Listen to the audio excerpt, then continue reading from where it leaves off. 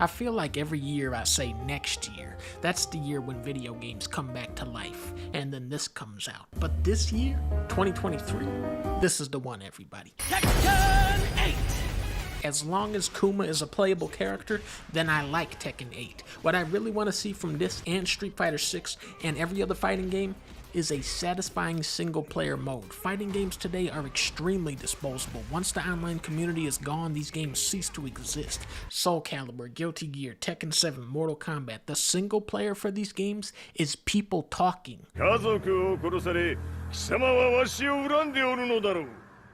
How do you know about that? Like, what the fuck are we doing out here? Most fighting games already have the components needed for a great single-player game. They just need to structure them in a more exciting way. Hollow Knight, Silk Song, and Hades 2 are coming up, both great action games that I want to see get the Doom Eternal treatment.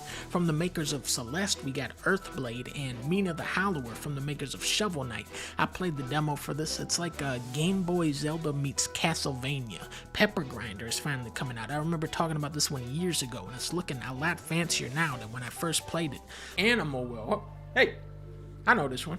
I'm really excited for Animal Well. The whole reason we wanted to publish it is because it's such a left field game. It's the only game in this video without combat, and I think people are really gonna like the animals. 2 weeks ago, Nintendo sneaked out Metroid Prime Remastered. They really knocked it out of the park with the visuals, and it's running at 60 FPS on the Nintendo Switch. If you're looking for intense boss fights and great combat, play Metroid Dread. Metroid Prime is more about mood and atmosphere and backtracking.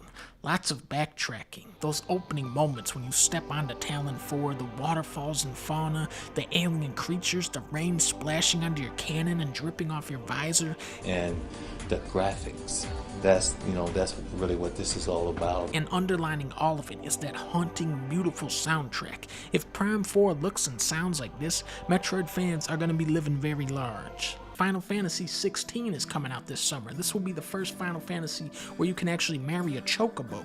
Spider-Man 2 is Sony's big game this year. Hopefully they'll be able to bring back the pizza minigame with this one. We could also potentially see Big Wheel as one of the main villains. Big name horror remakes coming up with Resident Evil 4 and Silent Hill 2. There is nobody in life more evil than the guy who says, Resident Evil 4. I always laugh when he says that. I think it's when he goes 4. It's like, damn, we're really on number 4 already? Resident Evil, The Mercenaries, 3D. Resident Evil 4 is the most famous of all Resident Evils, okay? It was the first game to reinvent the series, and it's still a really solid shooter. If I was betting money, I'd say Resident Evil 4 will be the better game, but I'm more excited for the Silent Hill 2 remake because I have no idea what a modernized version of that would play like. Most of that game is walking around, looking at your map, and picking stuff off the floor. Like, how do you update that? Will they turn it into another zombie shooting game? What about the funny pizza guy? Is he still gonna go... And most importantly, will there still be the dog ending? Death Stranding 2 was officially announced at Jeff Keighley's house, but unofficially it was announced like 3 times by Norman Reedus because he kept leaking it. When I first reviewed Death Stranding, I hoped it would be the last Strand type game. But looking back, really I hope it'll be the worst Strand type game. Stealth, combat, boss fights, huge cutscenes. I say leave all that behind with Metal Gear Solid and make Death Stranding 2 the ultimate package delivering game. That's what makes Death Stranding new. That's the part of the game I enjoyed the most. They won't do that, but that's what I would like. Pikmin 4, now we're talking. With every game, Pikmin grows stronger, okay? I love Pikmin 3. It has such a unique, fluctuating tempo of hectic micromanagement and downbeat exploration. I love the sound effects, the music, the creatures, the fruits, and the treasures. There is no other game like it, and I will never get tired of parading an army of 100 Pikmin around on the screen. And now they got this guy, Ochi, who is a funny doggy? This game will be a masterpiece. Tears of the Kingdom is coming out in 2 months, and I feel like Nintendo hasn't even started marketing it yet. You can rewind time, maybe you build vehicles like Banjo Nuts and Bolts. I remember trying to make a boat in the last one, and it didn't pan out for me. Maybe it's still...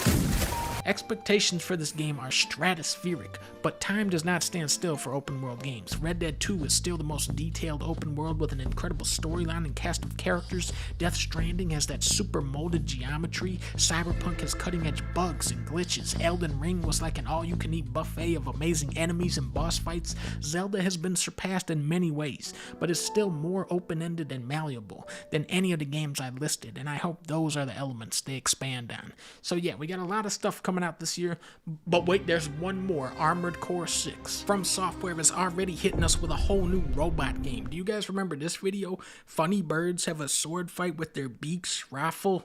Most of the video was footage of trains, and people were like, Donkey, what the fuck is this? This is the kind of reaction I think people will have to Armored Core 6. People will be furious, but the true fans know that Armored Core is just a practice run for the game that From Software actually wants to make. Metal Wolf Chaos 2.